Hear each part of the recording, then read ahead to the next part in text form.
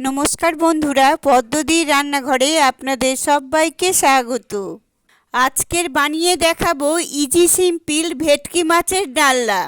শীতের ফুলকপি আর আলু দিয়ে গরম ভাতের জন্য একদম আদর্শ একটা খাবার। আজকের ভিডিও ভালো লাগলে অবশ্যই ভিডিওটিতে লাইক দেবেন। ভিডিওটা আপনাদের বন্ধু পরিবারের সাথে শেয়ার করে দেবেন। চলুন তাহলে দেখে নিই আলু ফুলকপি দিয়ে ভেটকি মাছের ডালনার রেসিপিটি। আলু ফুলকপি দিয়ে ভেটকি মাছের ডালনা বানানোর জন্য নিয়েছি 4 পিস ভেটকি মাছ। এখানে একটা ছোট ফুলকপির ফুলগুলোকে আলাদা করে নিয়ে 2 মিনিটের জন্য গরম জলে ভাপিয়ে নিয়ে জল ঝরিয়ে রেখেছি। একটা মিডিয়াম সাইজের আলু খোসা ছাড়িয়ে নিয়ে এভাবে বড় বড় করে কেটে নিয়েছি।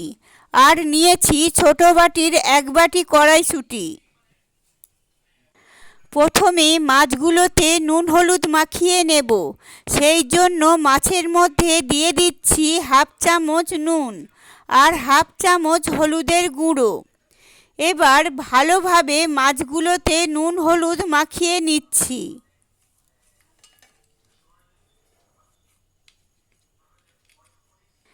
এবার একটা কড়াই গ্যাসে গরম হতে বসিয়ে দিয়েছি।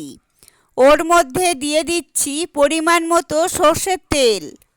তেল ভালোভাবে গরম হয়ে গেলে ওর মধ্যে দিয়ে দিচ্ছি নুন হলুদ মাখিয়ে রাখা ভেটকি মাছগুলো। মাছগুলোকে উল্টে পাল্টে লাল লাল করে ভেজে নেব। মাছের একটা সাইড ভাজা হয়ে গেলে মাছগুলোকে উল্টে দিচ্ছি। এবার অপর দিকটাও একইভাবে লাল করে ভেজে নেব।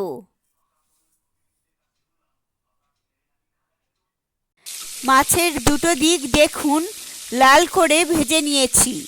এবার ভাজা মাছগুলোকে একটা জায়গায় তুলে নিচ্ছি।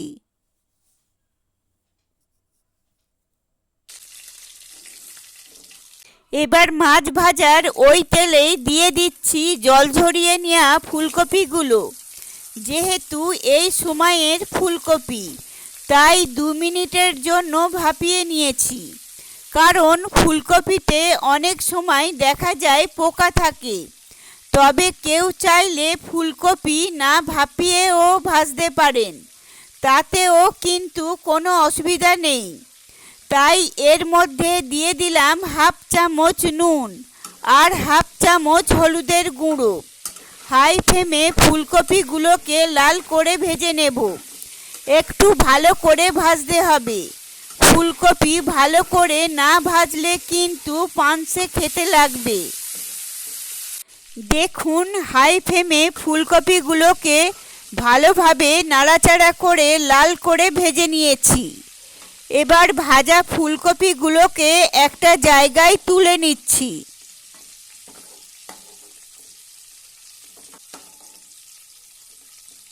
এবার ফুলকপি ভাজার ওই তেলেই দিয়ে দিচ্ছি একটা শুকনো লঙ্কা, একটা তেজপাতা আর 1/2 চামচ গোটা জিরে। ফোড়ন কয়েক সেকেন্ডের জন্য একটু নাড়াচাড়া করে ভেজে নিচ্ছি।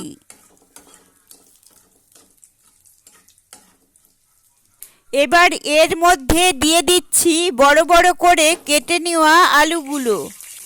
একইভাবে আলুগুলোকেও ভালোভাবে নাড়াচাড়া করে লাল করে ভেজে নেব। আলুগুলোকেও দেখুন লাল করে ভেজে নিয়েছি। এবার এর মধ্যে দিয়ে দিচ্ছি একটা টমেটো কুচি।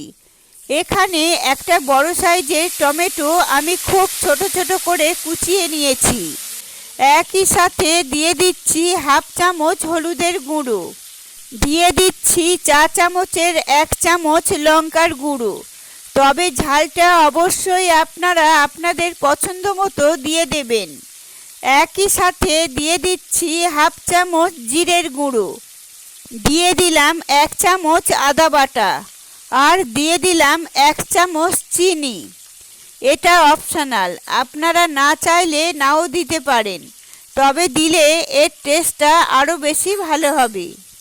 মশলা যাতে পুড়ে না যায় তাই এর মধ্যে দিয়ে দিচ্ছি অল্প পরিমাণে জল। সব কিছুকে একবার ভালোভাবে মিশিয়ে নিচ্ছি।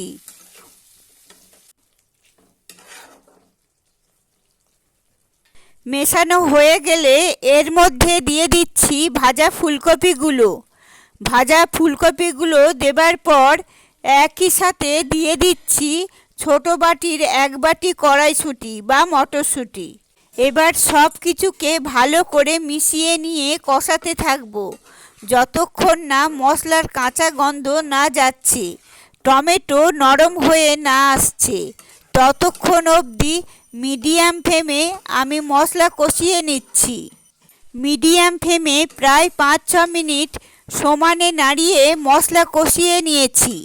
মশলার কাঁচা গন্ধ চলে গেছে, টমেটো দেখুন নরম হয়ে গেছে। হাতা দিয়ে চাপ দিলে পরে ভেঙে যাচ্ছে।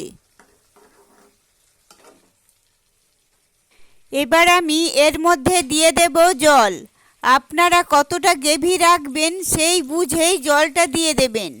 আমি প্রায় 2 গ্লাস জল দিলাম। এবার এর মধ্যে দিয়ে দেব স্বাদ অনুযায়ী নুন।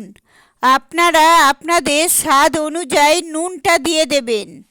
ভালোভাবে একবার সব কিছুকে মিশিয়ে নিয়ে এটাকে ঢাকা দিয়ে 10 মিনিটের জন্য মিডিয়াম ফ্লেমে হতে দেব, যাতে আলু ফুলকপি ভালোভাবে সেদ্ধ হয়ে যায়। 10 মিনিট পর ঢাকা খুলে নিচ্ছি। দেখে নেব আলু সেদ্ধ হয়েছে কিনা। আলু দেখুন ভালোভাবে সেদ্ধ হয়ে গেছে, ফুলকপিও ভালোভাবে সেদ্ধ হয়ে গেছে। এবার এর মধ্যে দিয়ে দেব ভাজা ভেটকি মাছগুলো।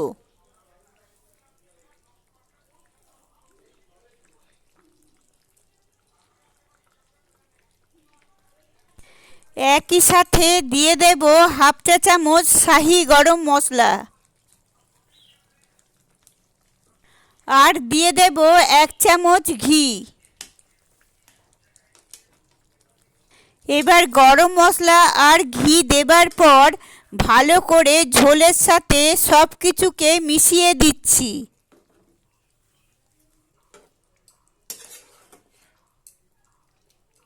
এবার 2 মিনিটের জন্য ঢাকা দিয়ে মিডিয়াম ফ্লেমে ঝোল ফুটিয়ে নেব।